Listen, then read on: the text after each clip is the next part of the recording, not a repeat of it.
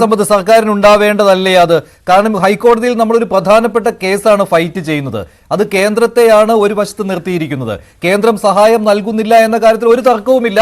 പ്രത്യേക package വന്നിട്ടുമില്ല. November 13-നാണ് ഇതിനെക്കുറിച്ചുള്ള വിശദമായ റിപ്പോർട്ട് നൽകിയതെന്ന് അമിത്ഷാ പറയുകയും ചെയ്തിട്ടുണ്ട്. അത് ഈ പോസ്റ്റ് ഡിസാസ്റ്റർ നീഡ് അസസ്മെന്റ് എന്നുള്ള അതാണല്ലോ വേണ്ടത്, അതാണല്ലോ കേന്ദ്രത്തിന് വേണ്ടത്. അത് പ്രകാരം കേന്ദ്ര സംഘം അത് പരിശോധിച്ചുകൊണ്ടിരിക്കുകയാണ്.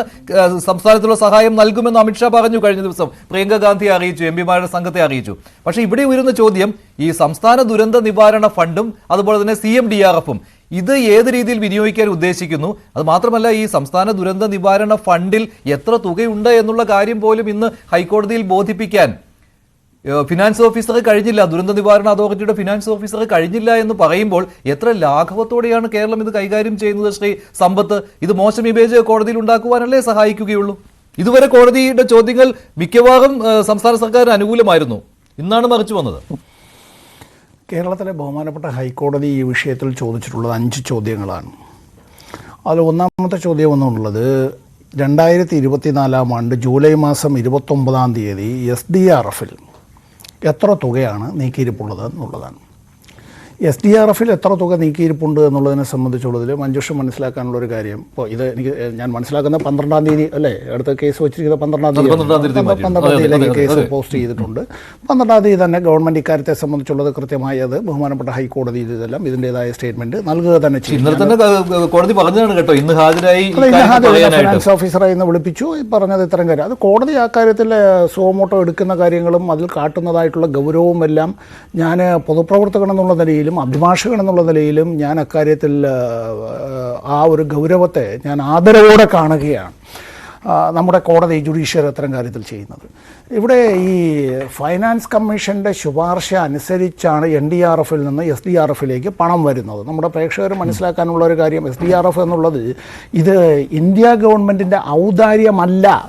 ഏതെങ്കിലും ഒരു സംസ്ഥാനത്തിന് അത്തരത്തിൽ പ്രകൃതി ദുരന്തങ്ങൾ ഉണ്ടാകുമ്പോൾ അങ്ങനെ അതിനുവേണ്ടി കൊടുക്കുന്നതായിട്ടുള്ള പ്രത്യേകമായിട്ടുള്ളൊരു തുകയോ അതിൻ്റെ ഗഡുവോ അങ്ങനെയുള്ളതല്ല.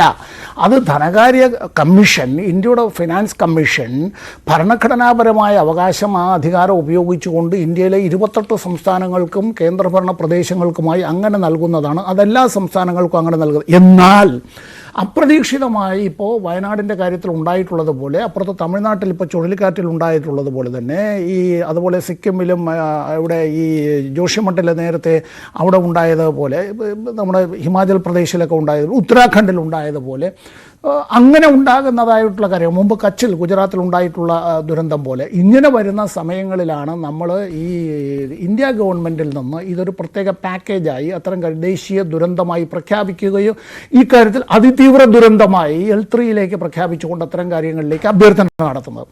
സംസ്ഥാന ഹൈക്കോടതി ചോദിച്ചുള്ള മറ്റൊരു കാര്യം, നമ്മൾ സംസ്ഥാനത്തെ വിവിധ ദുരന്ത നിവാരണ പ്രവർത്തനങ്ങൾക്കായി എത്ര തുകയുടെ കമ്മിറ്റ്മെൻറ്റ് SDRF-ൽ ഉണ്ട് എന്നുള്ളത്. വയനാടിനായി എത്ര തുക കൊടുത്തു, വയനാടിന് ഇനി എത്ര തുക കൂടി നൽകാനായി കഴിയും മുതലായ കാര്യങ്ങൾ, പുനരധിവാസത്തിനായി ഇനി എത്ര തുക വേണ്ടിവരും എന്നുള്ള കാര്യം, ഈ 5 കാര്യങ്ങളാണ് ചോദിച്ചിട്ടുള്ളത്. അല്ല, ആദ്യം മനസ്സിലാക്കാനുള്ളത് SDRF വയനാടിന് വേണ്ടി മാത്രമുള്ളതല്ല. അത് വയനാടിനായും ചെലവഴിക്കാം. അതിപ്പോൾ വയനാടിന് വേണ്ടി മാത്രമൊന്നുമല്ല. വയനാടിന് വേണ്ടി മാത്രമല്ല, നമ്മളിവിടെ ഇരിക്കുന്ന ന്യൂസ് 18-ന്റെ ഞാനിവിടെ കഴക്കൂട്ടത്ത് തിരുവനന്തപുരത്ത് സ്റ്റുഡിയോയിലാണ് ഇരിക്കുന്നത്. നമ്മൾ ഇരിക്കുന്ന സമയത്ത് തന്നെ ഈ പറയുന്നത് പോലെ എന്തെങ്കിലും ഒരു പ്രകൃതി ദുരന്തം ഈ തിരുവനന്തപുരം ജില്ലയിൽ ഉണ്ടാകാതിരിക്കട്ടെ, അത് മറ്റൊരു കാര്യം. SDRF-ൽ നിന്നാണ് അപ്പോൾ വളരെ ഇമ്മീഡിയറ്റ് ആയി അത്തരം ഒരു കാര്യത്തിലേക്ക് നമ്മൾ ചെലവഴിക്കുന്നത്. ഇത് നമ്മുടെ നമ്മുടെ സൈന്യം അത്തരത്തിലൊരു സ്റ്റാൻഡിങ് ആർമിയായി നമ്മൾ നിലനിർത്തുന്നതും അതിൻ്റെ പോസ്റ്റുകളിൽ അതിൻ്റെ കണ്ടോൺമെൻറ്റുകൾ നിർത്തിയിട്ടുള്ളത് അത്തരത്തിൽ ജാഗ്രതയോടുകൂടി വളരെ പെട്ടെന്ന് ഇടപെടുന്നതിന് വേണ്ടി. അതിന് ഇന്ത്യ ഗവൺമെന്റിനെ കാത്തിരിക്കലല്ല SDRF-ൻ്റെതായിട്ടുള്ളത്. അതിലിപ്പോൾ അല്ല, ഈ കോൺഗ്രസിനും അതിൽ എതിരഭിപ്രായമില്ല. ഷംസാദ് മരക്കാർ പറഞ്ഞ കാര്യം എന്ന് പറയുന്നത് എല്ലാ കാര്യത്തിലും ഞങ്ങൾ സംസ്ഥാന സർക്കാരിനെ പിന്തുണയ്ക്കുകയാണ്. ഇതിലൊഴിച്ച് നിങ്ങൾക്ക് ഈ SDRF-ൽ നിന്ന് എത്ര തുക ചെലവഴിക്കുന്നു എന്ന കാര്യത്തിൽ ഒരു രൂപരേഖ ഇല്ലേ എന്നുള്ളതാണ് കോൺഗ്രസ് ചോദിക്കുന്നത്. അത് വാസ്തവമാണല്ലോ. അത് തന്നെയാണല്ലോ ഇന്ന് ഹൈക്കോടതിയും ചോദിച്ചത്. ഈ 677 കോടി രൂപ ഇപ്പോഴും ദുരന്ത നിവാരണ ഫണ്ടിലുണ്ടെന്ന് പറയുന്നു. അതിലൊരു ചോദ്യം കൂടി ഹൈക്കോടതി ചോദിച്ചിട്ടുണ്ട്, ഇത് പാസ്ബുക്കിൽ മാത്രമാണോ ഉള്ളത്, അക്കൗണ്ടിൽ ഇല്ലേ എന്ന്.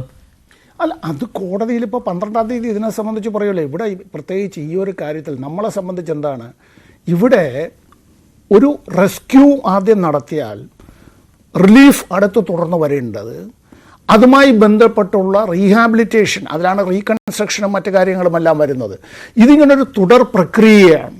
ഈ മനുഷ്യനെ രക്ഷിക്കുക, കൊണ്ടുപോവുക, അത്തരം കാര്യങ്ങൾ നടത്തുമ്പോൾ മഞ്ജുഷേ, ഞാനൊന്ന് ചോദിക്കട്ടെ, നമ്മുടെ സഹോദരീ സഹോദരന്മാരെ രക്ഷിക്കുന്നതിന് വേണ്ടി ഇന്ത്യയുടെ വ്യോമസേനയുടെയും ഇന്ത്യയുടെ കരസേനയുടെയും ഓഫീസർമാരും ജവാന്മാരുമെല്ലാം നടത്തിയിട്ടുള്ള ധീരോദാത്തമായിട്ടുള്ള പ്രവർത്തനങ്ങളുണ്ട്.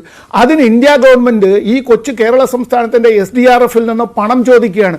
ഷൈലോക്കിന് ഇതിനേക്കാൾ കൂടുതൽ മാന്യതയും കാരുണ്യവും